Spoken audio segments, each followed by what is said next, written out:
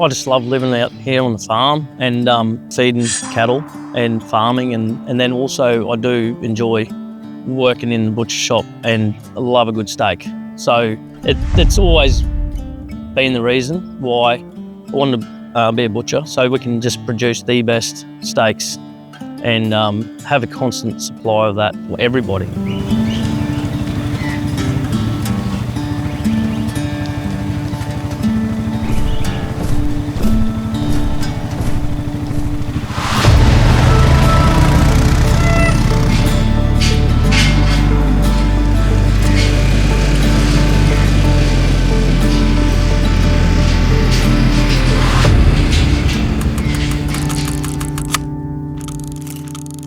Yeah, so I'm a third generation here. So my grandfather bought this place, I'm not sure how many years ago, and then my father had it, and then we recently purchased the property off my mum.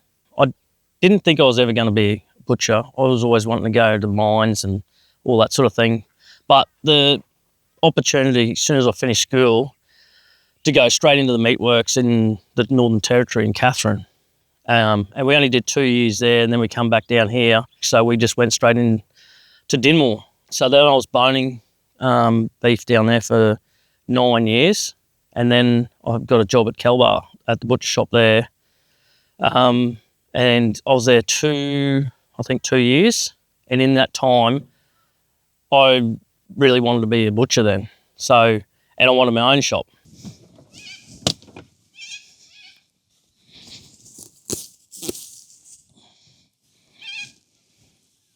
Come on, come on.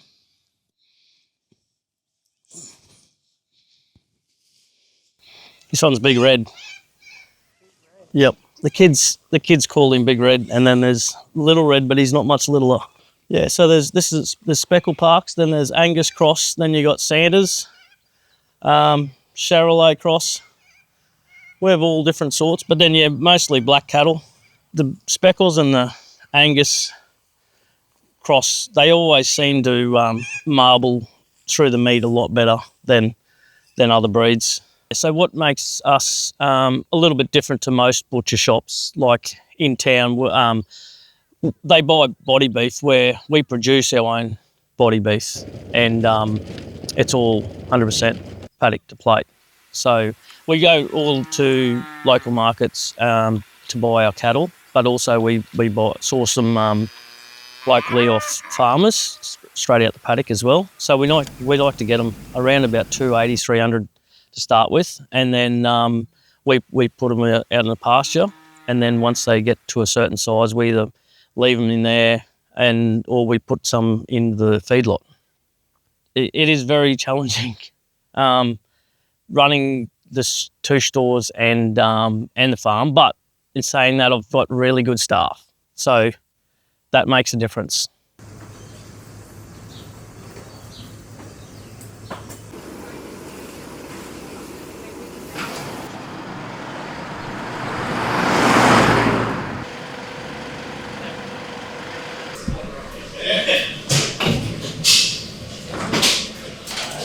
Hey,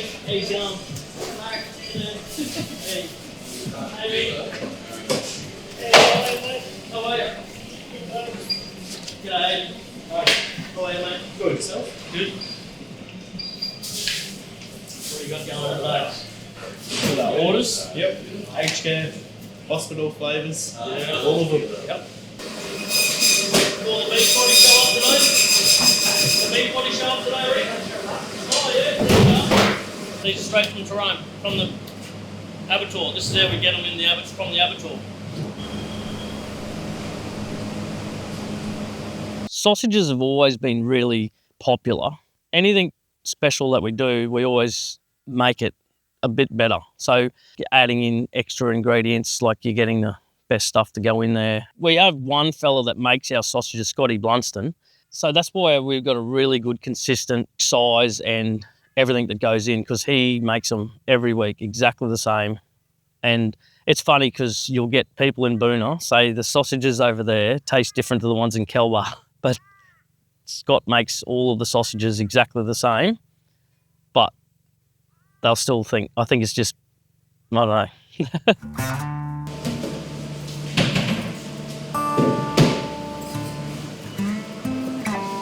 When we make our sausage, so you'll get a quarter of beef. So the beef comes out, we'll bone it, and all the trimmings off the cuts, shin meat and all that sort of thing either gets diced up for diced beef, or then there's lots of offcuts with the little bits of fat and meat, and that all gets put into a container. And once you get in like 50 kilos roughly, that'll go into a mincer.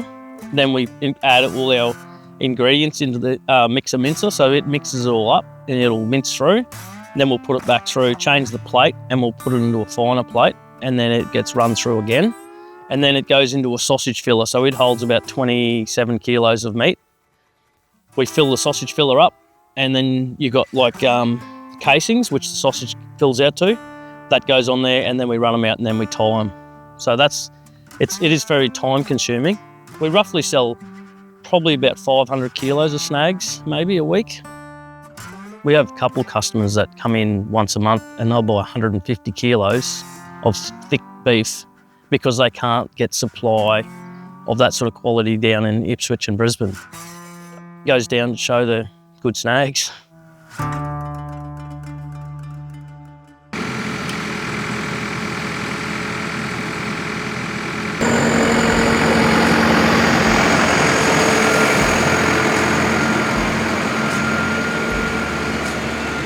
3 of these are actually going into the Butcher show on Thursday. We're going to take them in tomorrow.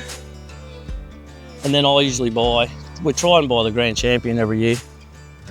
So last year we got reserve Grand Champion and a couple, I think a pen of 6 or a pen of 3 champions. And then, so we've got just 3 singles this year. I don't know how they'll go. They're not probably quite finished, but never know what's in there.